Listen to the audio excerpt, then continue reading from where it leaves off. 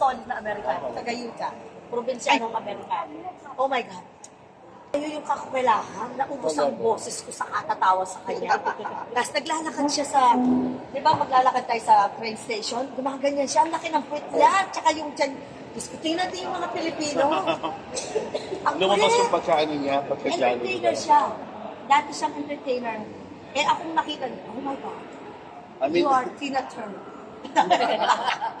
Tina Turner. You're not kidding. And ang laking tao. Tapos yung kumikero, I was like, I will miss you. Tapos ini-influence ko, i-set up. Marunong siya mag-record. Pinarinig ang record. I have it in my jeepet. Ang boses, country music. Country pop siya dati. Kasabay niyang Dixie Chicks. So naiwan siya. Because, you I know, know Dixie Chicks. these are pretty girls. Dixie Chick. Yun ang naka-level niya, kaya medyo naiwan siya. tapos Steve Perry yung Steve Perry. Ang boses ano niya. Join me. Smart. Join me. Na malinis. Ayaw niya ang boses niya. So clean. Okay, sample ko kayo.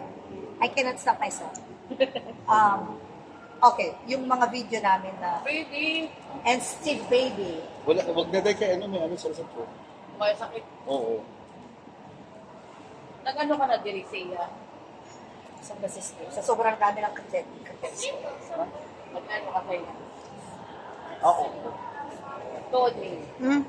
Okay, Steve. Ninyo.